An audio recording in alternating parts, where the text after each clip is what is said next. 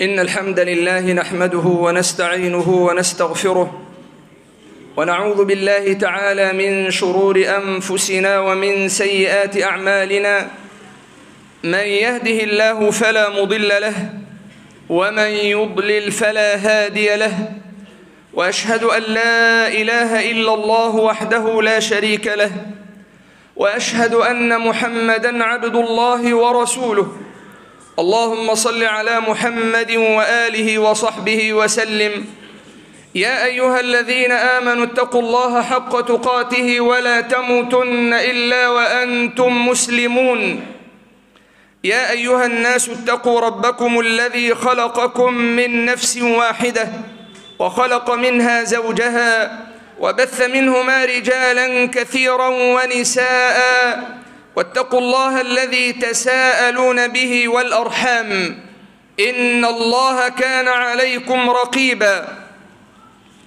يا أيها الذين آمنوا اتقوا الله وقولوا قولا سديدا يصلح لكم أعمالكم ويغفر لكم ذنوبكم، ومن يطع الله ورسوله فقد فاز فوزا عظيما. أما بعد، فإن أصدق الحديث كتاب الله، وأحسن الهدي هدي محمد صلى الله عليه وسلم، وشر الأمور محدثاتها، وكل محدثة بدعة، وكل بدعة ضلالة، وكل ضلالة في النار. روى الطبراني في المعاجم الثلاثة بإسناد حسن من رواية ابن عمر أن رجلا جاء إلى النبي صلى الله عليه وسلم فقال: يا رسول الله، أي الناس أحب إلى الله، وأي الأعمال أحب إلى الله تعالى؟ فقال صلى الله عليه وسلم: أحب الناس إلى الله أنفعهم للناس، وأحب الأعمال إلى الله تعالى سرور تدخله على مسلم، أو تكشف عنه كربة، أو تقضي عنه دينا، أو تطرد عنه جوعا. ولأن أمشي مع أخي في حاجة أحب إلي من أن أعتكف في هذا المسجد شهرا. ومن كف غضبه ستره الله، ومن كظم غيظا ولو شاء أن يمضيه أمضاه. ملأ الله قلبه رجاء يوم القيامة. ومن مشى مع أخيه في حاجة حتى يتهيأ له ثبت الله قدمه يوم تزل الأقدام. وفي لفظ قال: ومن مشى مع مظلوم حتى يعينه ثبت الله قدميه في يوم تزل فيه الأقدام. علمنا هذا الصحابي أصلا عظيما، وهو أن الأعمال الصالحة تتفاوت في الدرجات، ويعلو بعضها بعضا. الأعمال الصالحة فيها سيد ومسود، ورئيس ومرؤوس، وفاضل ومفضول، وذروة سنام، وذروة وما دونها. دليل ذلك حديث النبي صلى الله عليه وسلم لما قال: سيد الاستغفار أن يقول العبد: اللهم أنت ربي لا إله إلا أنت خلقتني. قال: سيد الاستغفار. للاستغفار صيغ كثيرة، سيدها، أفضلها، رئيسها، أعلاها، هذه الصيغة. وفي صحيح مسلم من حديث النعمان بن بشير قال: كنت عند منبر رسول الله صلى الله عليه وسلم، فقال رجل: أنا ما أبالي ألا أعمل عملا بعد الإسلام إلا أن أسقي الحاج. وقال آخر: لا أبالي ألا أعمل عملا بعد الإسلام إلا أن أعمر المسجد الحرام.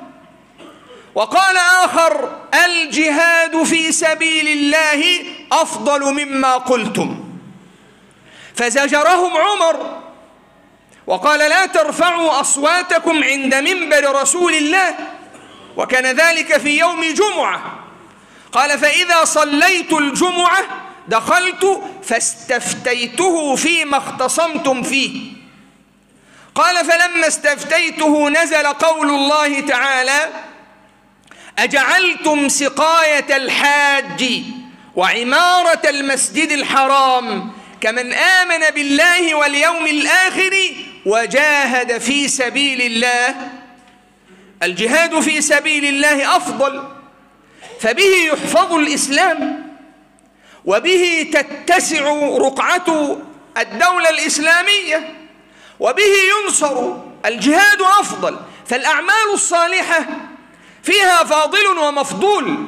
هذا الصحابي كان يحرص كل الحرص، وكذا غيره عبد الله بن مسعود، كما عند البخاري وعند مسلم قال: قلت يا رسول الله أي العمل أفضل؟ قال: الصلاة على وقتها. قلت: ثم أي؟ قال: بر الوالدين. قلت: ثم أي؟ قال: الجهاد في سبيل الله. قال: فسكت.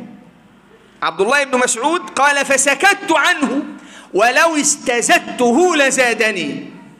الشاهد أن الصحابة رضي الله تعالى عنهم كانوا يعلمون هذا الأصل، لذا جاءوا يسألون، يعلمون أن الأعمال تتفاوت في الدرجات عند الله، وأن الأعمال الصالحة هي سبب لدخول الجنة، لأن فيها رضا الله عز وجل. لذا تجد الشيطان الرجيم يعرف هذا الأصل، فهو يقف لك بالمرصاد، كما ذكر الإمام ابن القيم أن الشيطان يقف لك في عقبات 6. يأمرك بالكفر، فإن عصمك الله منه انتقل بك إلى البدعة، إذ قال للإنسان اكفر. فإن عصمك الله انتقل إلى البدعة، فإن عصمك الله منها انتقل إلى الكبيرة، فإن عصمك الله منها انتقل إلى الصغيرة، فإن عصمك الله منها انتقل بك إلى المفضول وترك العمل الفاضل. لذلك كان الصحابة رضي الله تعالى عنهم إذا ما فاتهم من الأعمال الصالحة ومن هذه القربات تحسروا جدا وحزنوا، بل وبكوا، كما بكى الأشعريون الذين جاءوا إلى النبي في غزاة تبوك وأرادوا منه أن يحملهم على دابة على شيء، أن يحملهم معه، فلم يجدوا، تولوا وأعينهم تفيض من الدمع حزنا ألا يجدوا ما ينفقون. بل هذا عبد الله بن عمر رضي الله تعالى عنهما لما سمع بأجر اتباع الجنائز، أن من تبع جنازة حتى يصلى عليها فله قيراط، ومن تبعها حتى توضع يعني تدفن فله قيراطان، القيراط كجبل أحد.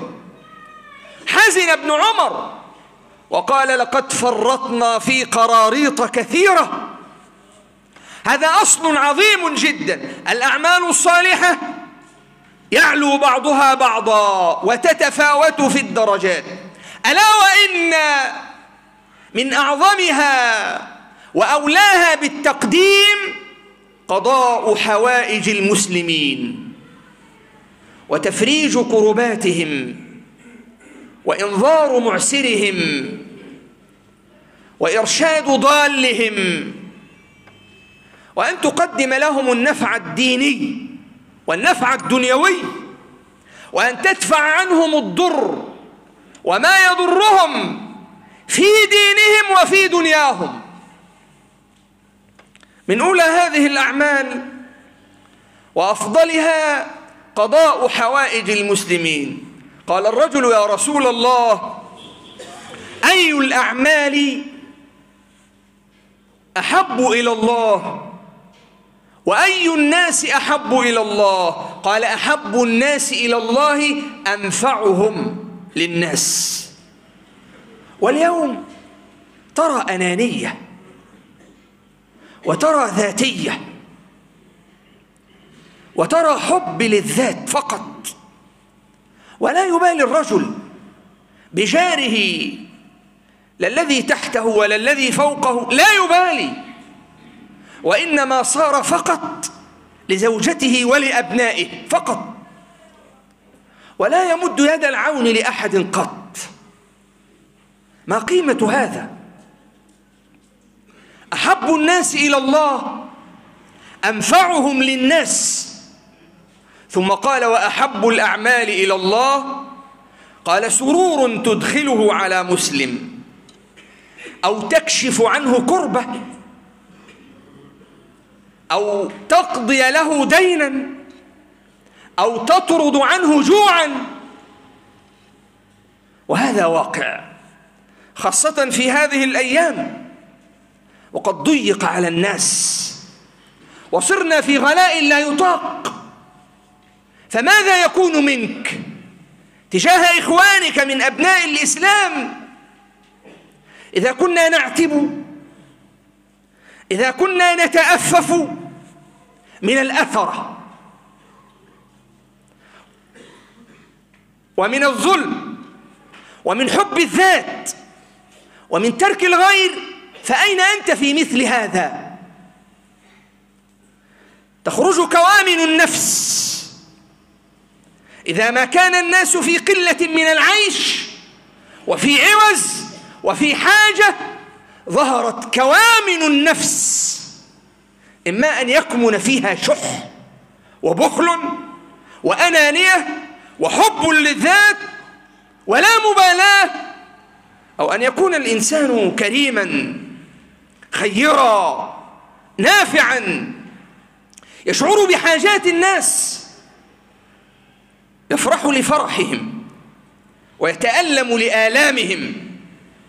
أخبرنا رسول الله صلى الله عليه وسلم في حديثه، والحديث عند البخاري، قال: إن الأشعريين، من رواية أبي موسى الأشعري، قال: إن الأشعريين كانوا إذا أرملوا في الغزو أو قل طعام عيالهم في المدينة جمعوا ما عندهم في ثوب واحد ثم قسموه بينهم بالسوية في إناء واحد، فأنا منهم وهم مني. وانتبهوا إلى اللفظة: إن الأشعريين، وهذه قبيلة يمنية، إن الأشعريين كانوا إذا أرملوا في الغزو، أرملوا، تدبر في هذه اللفظة، يعني لم يكن معهم شيء، لم يجدوا إلا الرمل، كما قال الله في القرآن: أو مسكينا ذا متربة لصقت يده بالتراب، لا يجد إلا التراب. فكانوا إذا أرملوا في الغزو يعني لم يجدوا شيئا. ولذلك المرأة التي مات زوجها، العائل القائم على رعايتها، يقال عنها ماذا؟ أرملة، لأنها لا تجد عائلة فهي أرملة. كانوا إذا أرملوا في الغزو أو قل طعام عيالهم في المدينة جمعوا ما عندهم. هنا تظهر كوامن النفس، وهنا يظهر الإيثار، الإيثار الحقيقي. إذا كان الناس في سعة فأين يظهر الإيثار؟ وأين يوجد؟ وما الداعي له؟ أما إذا كنا في عوز وفي حاجة ومن الناس من لا يجد، وأنت تجد فوق حاجتك وزيادة، كان الرسول صلى الله عليه وسلم يقوم بهذا. النبي صلى الله عليه وسلم كان يكون في حاجة الفقراء والمساكين والأرامل والثكالى والمعوزين. كانت الأمة العبدة الخادمة التي ترفض أنت أن تضع يدك في يدها. كان الرسول إن كانت الأمة من إماء المدينة لتأخذ بكم رسول الله فتمضي به في المدينة، لا ينزع يده حتى يقضي لها حاجتها. وهو من هو صلى الله عليه وسلم لما فجأه الوحي وجاءه الوحي جاء إلى خديجة يقول زملوني زملوني دثروني دثروني. فماذا قالت خديجة؟ شهادة صدق، هذا في منزله حيث لا يراه الناس. قالت كلا والله لا يخزيك الله أبدا، إنك لتصل الرحم وتقر الضيف وتحمل الكل وتكسب المعدوم وتعين على نوائب الحق، لا يخزيك الله أبدا. كلا، لأن صنائع المعروف تقي مصارع السوء. كان الرسول صلى الله عليه وسلم في حاجة الناس في خدمتهم حتى أصابه من ذلك التعب الشديد. إي والله، سئلت عائشة هل كان الرسول يصلي جالسا؟ قالت نعم، وذلك حين حطمه الناس. تدبروا هذه اللفظة، وذلك حين حطمه الناس. إنسان حطمه الناس، تكسرت عظامه، لا يستطيع أن يقوم. هذا هو الرسول، كان يصلي من شدة التعب جالسا، وذلك حين حطمه الناس. حطمه الناس في بداية الدعوة لما كان في مكة وناصبوه العداء وآذوه وسبوه واضطروه إلى الشعب، ثم أخرجوه من مكة وطردوه منها. ثم لما كان في المدينة وجاء يريد أن يحج أن يعتمر أن يقصد البيت، رد صلى الله عليه وسلم وقد قلد الهدي وساق هديه، وحبس الهدي حتى أكل وبره، وصد عن البيت. ثم حطمه الناس بعد أن دخلوا في دين الله وصارت مكة دارا للإسلام. حطمه الناس بطلباتهم وحاجاتهم وتعليمه إياهم. فالمسلم الحق والذي يتبع هدي رسول الله صلى الله عليه وسلم لا يكون أنانيا ولا مصلحجيا، وإنما يكون نافعا، يكون فيه هذه الصفة، يرى أحوال الناس، خاصة في مثل هذا. لما وقع في عام من الضيق وقلة العيش ما وقع، نادى الرسول في أصحابه قال من ضحى منكم فلا يبقين بعد ثالثة وفي بيته من لحمه شيء. فنهاهم الرسول عن الادخار لأنهم في مجاعة. فلما كانوا في العام القابل قالوا يا رسول الله أندخر أم كما كنا؟ فأجاز لهم الرسول صلى الله عليه وسلم أن يدخروا. في العام الماضي كانوا في قلة من العيش، في مجاعة، ونحن الآن نمر بمثل هذا. فالذي يجب عليك أن تنظر إلى من هو دونك، دعك ممن هو فوقك. والله تعالى قد قدر الأقدار وستمضي أقداره.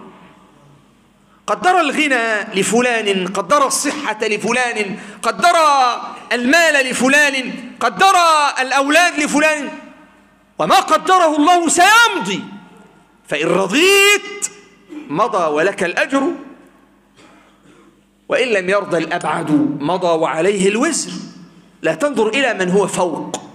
كان الرسول يقول: لا تنظروا إلى من هو فوقكم فهو أجدر أن لا تزدروا نعمة الله، ستحتقر ما أنت فيه. نظرت إلى سيارتك وسيارة من فوقك، إلى منزلك وبيتك وبيت من فوقك، إلى مطعمك، ستحتقر ما أنت فيه. وإنما النظر إلى من هو فوق يكون في الدين، في الأعمال الصالحة، في المنافسة إلى القربات. الشاهد أن النبي صلى الله عليه وسلم قد حث على هذا الأمر، حث عليه جدا وفعله هو. وهذه عائشة لما أرسل إليها ب80 أوقية من الذهب، أي مال هذا؟ 80 أوقية بين يديها، فوضعتها وما قامت من مجلسها حتى فرقتها جميعا، حتى فرقتها وكانت صائمة. هل اشتريت كيلو لحم لجارك الفقير مع كيلو اللحم بتاعك أنت؟ هل فعلت هذا؟ هل اشتريت لأبناء جارك كيلو من الفاكهة كما اشتريت لأبنائك؟ فلينظر كل منا حين يمضي إلى بيته إلى ثلاجته وما فيها مما لذ وطاب. هذه من النعم. فالمسلمون كالجسد الواحد، كالبنيان الواحد، يشعر الرجل بحاجة جاره.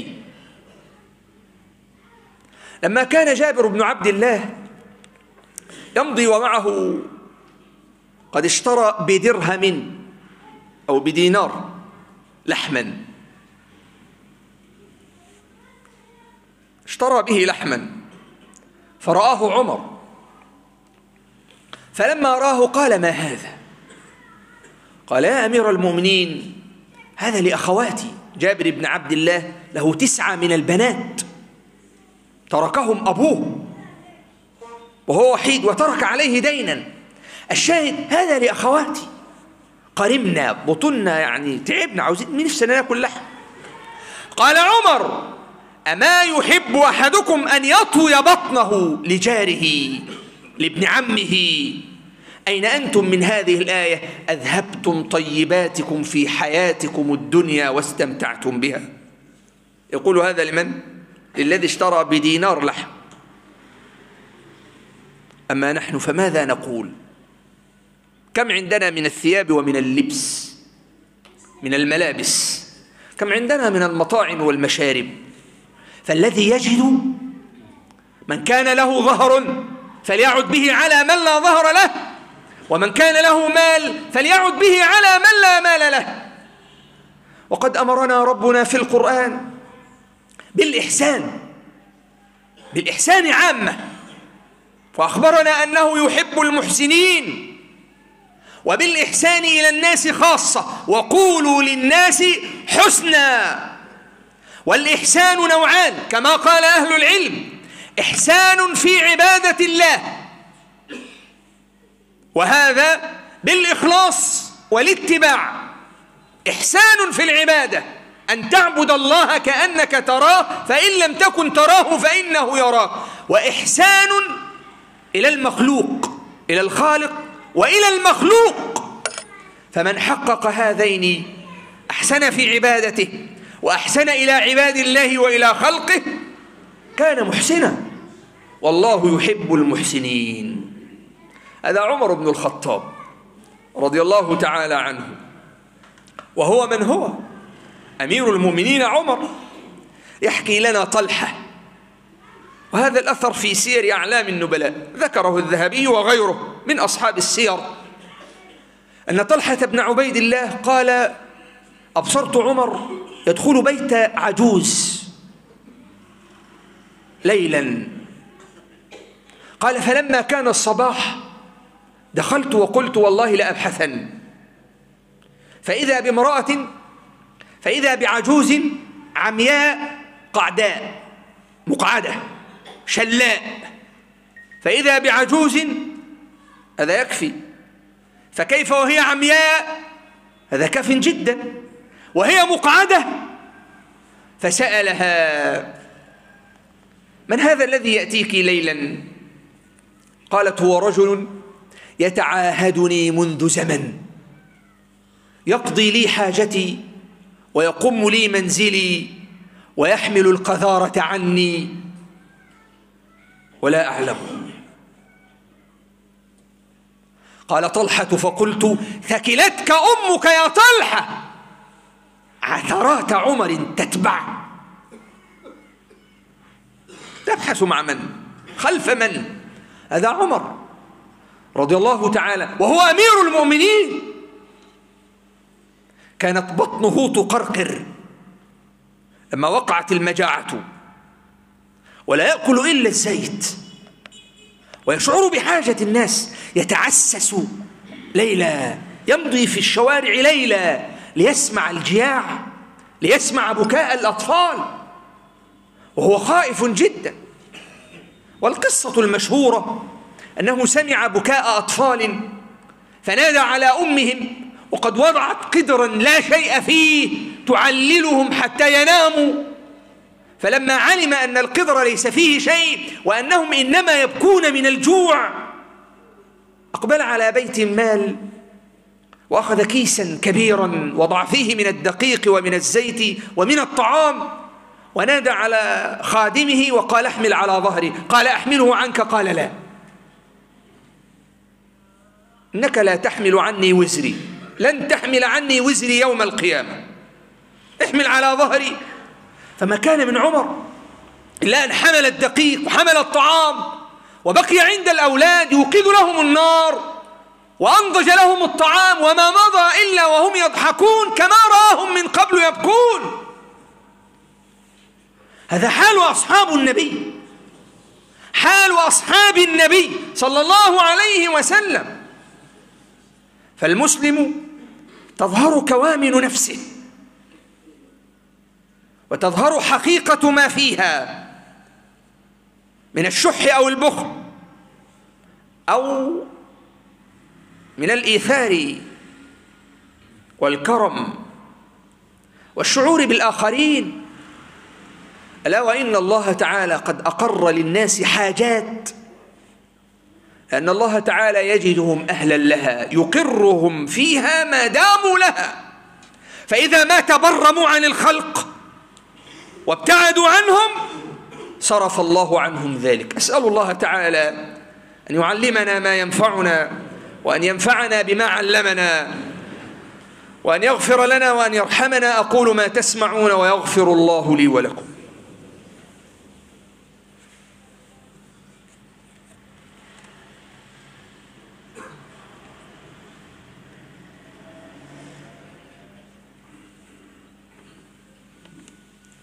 الحمد لله رب العالمين، وأشهد أن لا إله إلا الله وحده لا شريك له، وأشهد أن محمدًا عبد الله ورسوله.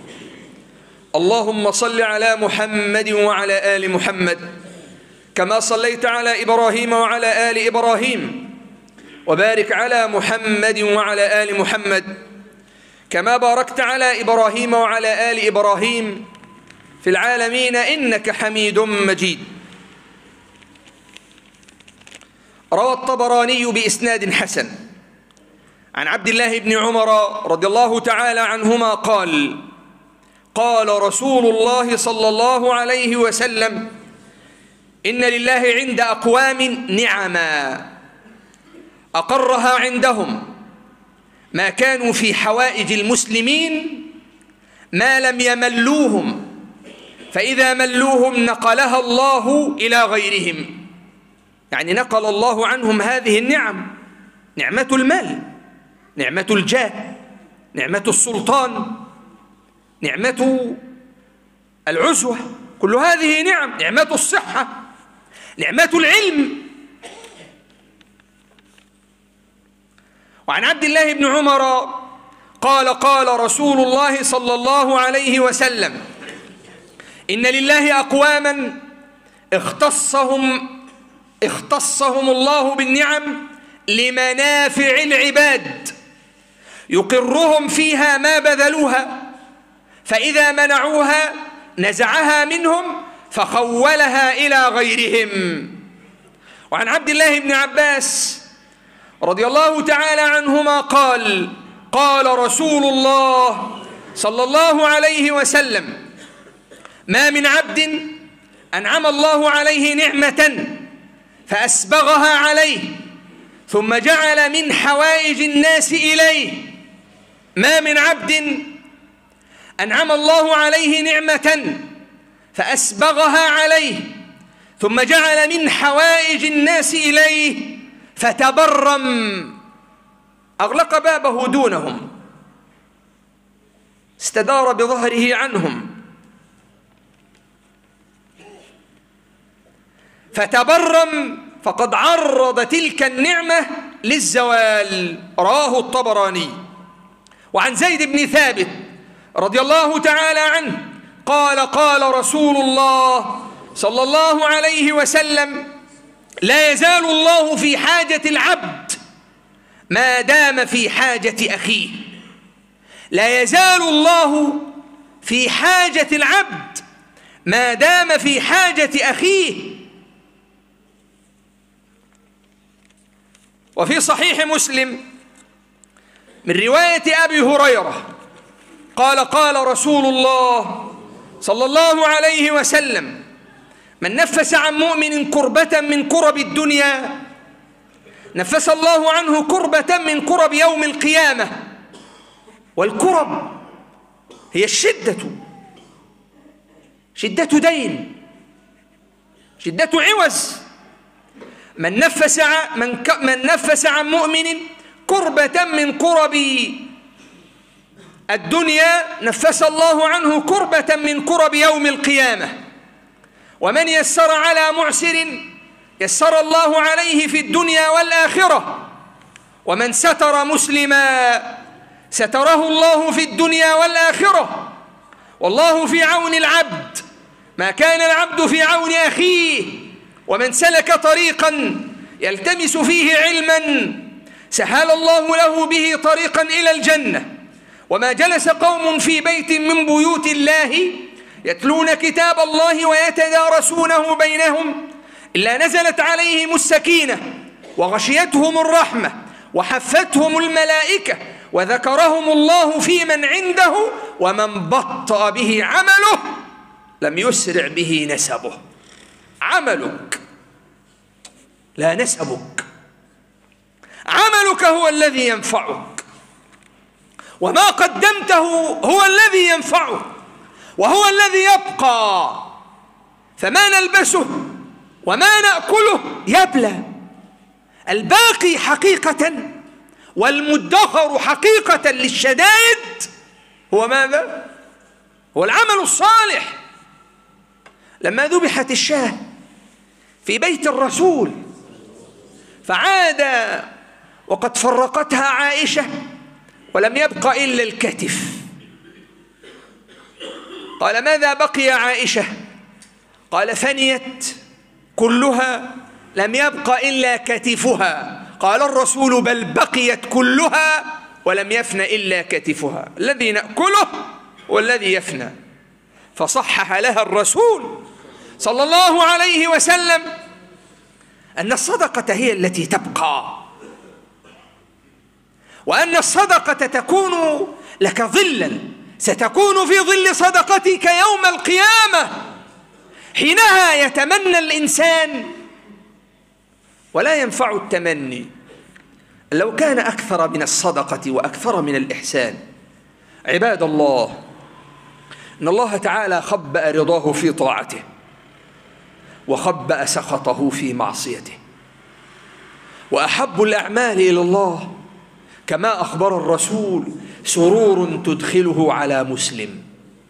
فليقف كل منا مع نفسه ولينظر إلى حاله وإلى جاره، وإلا هلك الإنسان. لما جاءت امرأة إلى بيت الحسن البصري وقالت: إني لا أجد طعاما مش لاقي طعام لأولادي. قال: أين بيتك؟ كم يقع منا؟ قالت: بعد 5 بيوتات أو 6، بيتنا بعد بيتك كده ب6. فنظر تحت الوسادة فإذا 6 دراهم، فقال: خذي، كدنا أن نهلك،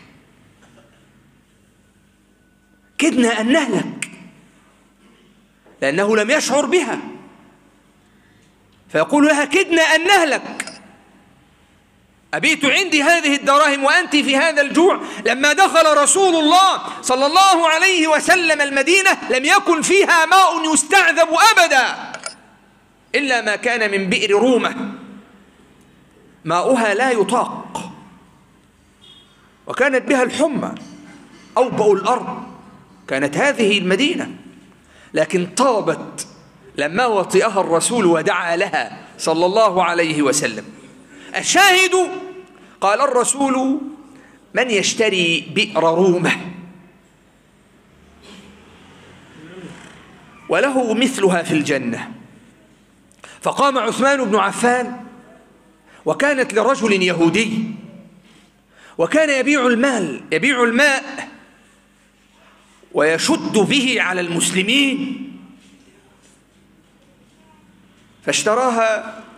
أراد عثمان أن يشتريها فرفض، فقال: أشاركه.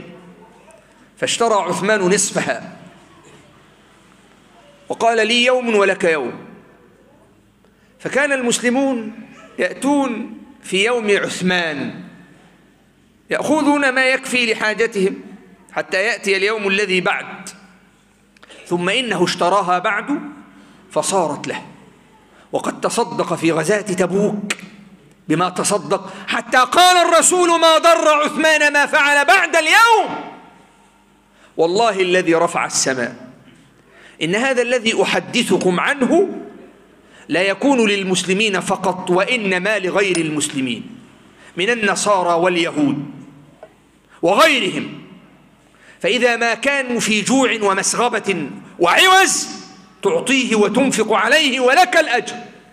وقد فعلها عمر بن الخطاب رضي الله تعالى عنه لما كان في مسير ومر بعجوز لا يجد ويتكفف، وكان الرجل نصرانيا لم يكن مسلما، فقال عمر: ضربتم عليه الجزية أيما كان شابا فتيا يعطي، فإذا ما ألمت به الحاجة والضعف والعجز تركناه، فرفع عنه الجزية وصرف له بعطاء من بيت المال شهري حتى مات الرجل، من بيت مال المسلمين. هذا هو الإسلام. الإسلام رحيم بأهله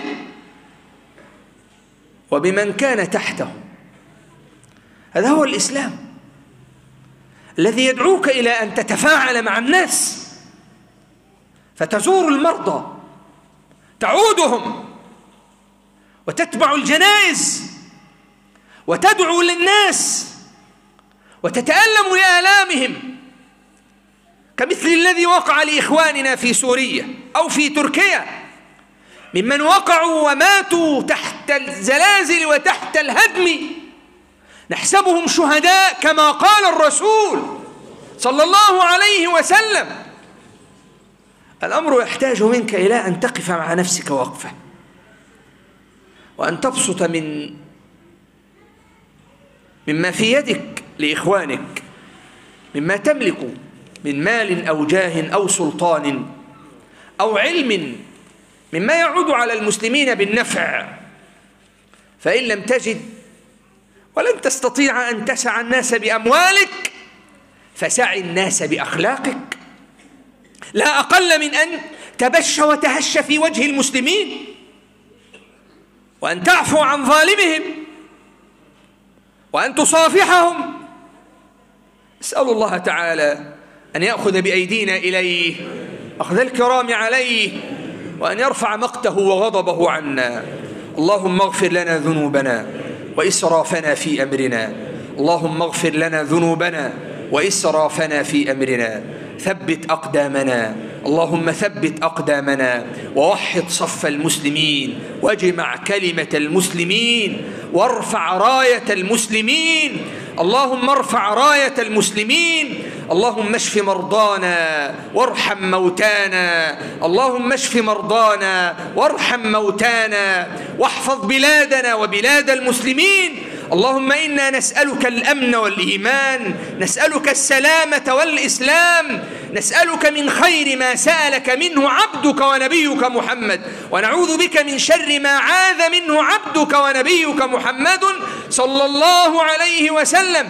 اجعل خير أيامنا يوم أن نلقاك، واجعل خير أعمالنا خواتيمها. اللهم ارفع عنا الغلاء، وارفع عنا الوباء، وارفع عنا البلاء، وارفع عنا البلاء. اللهم إنا نسألك الهدى والتقى والعفاف والغنى. نسألك قبل الموت توبة، وعند الموت شهادة، وبعد الموت جنة ونعيما. اللهم صل وسلم وبارك على عبدك ونبيك وصفيك ونجيك وخليلك محمد وعلى آله وصحبه وسلم، وأقم الصلاة.